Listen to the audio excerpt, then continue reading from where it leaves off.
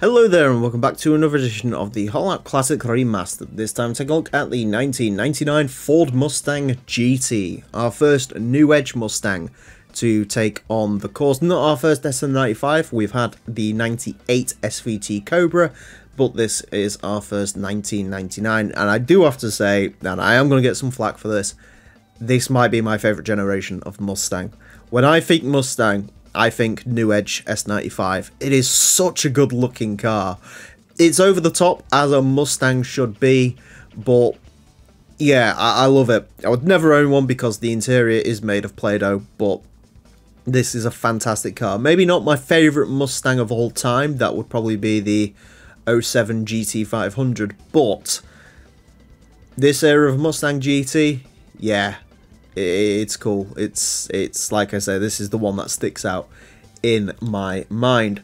Now, something interesting that should be mentioned, GT2 Plus fixes quite a glaring issue the Mustang GTs had. You see, when Polyphony was coming up with these cars, for some reason they put a 5.0 motor in both the 98 and the 99. The mod fixes that, so this has the proper statistics it's supposed to have. In this case, from stock, they should make 260 horsepower, 4.6 litre V8. That was not very good.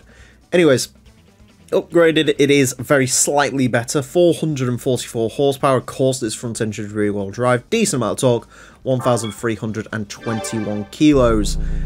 Should be interesting. Let's see how it gets along. It is going to get 6 laps of the Motorsports Land track in order to set the best time it possibly can. Our current leader is the Toyota Celica rally car, which set a time of a 27.552. The Ford Mustang GT, unlikely to beat that. Now, the previous Ford Mustang to go around here, as I mentioned, SVT Cobra with race mod, that set a time of a 30.970. Because these cars are basically identical, it's just a facelift really. I am not expecting this to go quicker than that, but we'll see. The first opening gambit's pretty good on this. So the Mustang, the SVT Cobra, to be fair, was a little bit of a disappointment because when we bought the Mustangs around here, I was hoping it was going to compete with the Camaro Z28 30th anniversary. Which we had go around. It was one of our first ever cars, and to this day it's the quickest muscle car we've had go around this course because it just handles beautifully. It really does. It's a very good car, that, because, okay, sure, it's really heavy, but because the gearbox was so well set up and because it made an insane amount of torque, it could, you know, cope with this course very, very well. So yeah, go see that episode if you want an indication, because words can't express it, but basically that car is in the under 30s. I was hoping the Mustangs would be similar, but Mustangs actually weigh slightly less than Camaros do. They also make slightly less power than Camaros do, so as a result, none have gotten close. Maybe they will, you know, Celine SR wide body, which technically wouldn't be part of that, but, you know, it's still a cool race car nonetheless. That would be interesting to take around here. We are on a bit of a heater at the moment with this. Across the line, 30.665. It is quicker than the 98 SVT Cobra. That's quite surprising.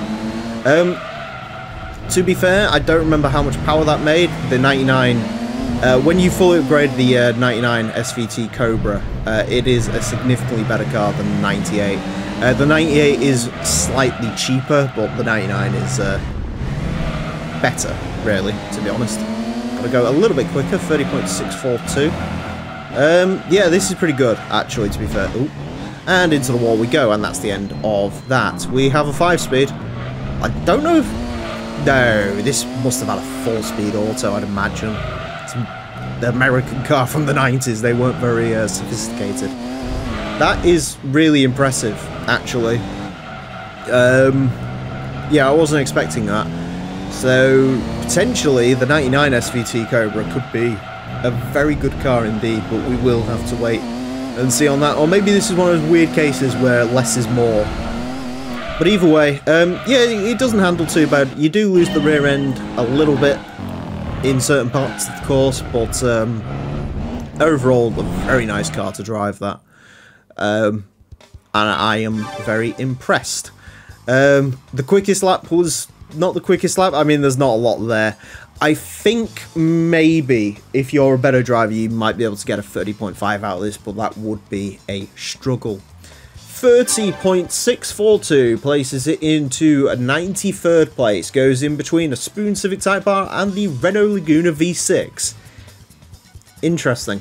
It is very slightly slower than the BMW E36, which is a little bit of a disappointment. Quicker than an Acura Integra Type R 95, quicker than the Mugen S2000, quicker than the Corvette Gran Sport. That is interesting. That car was uncontrollable, though, to be fair to it. Quicker than the Dodge Copperhead. Anything else that's really worth mentioning is a lot quicker than a Mercury Cougar, which the other Mustang was not. Yeah, good car. Good car, actually. Not a lot more to say than that. I'm happy. The new Edge truly brings a new edge to the leaderboard. I'm sorry. Anyways, that's it for this episode. Thank you all very much for watching. Join me next time when I'll be driving something completely different. And until then, farewell.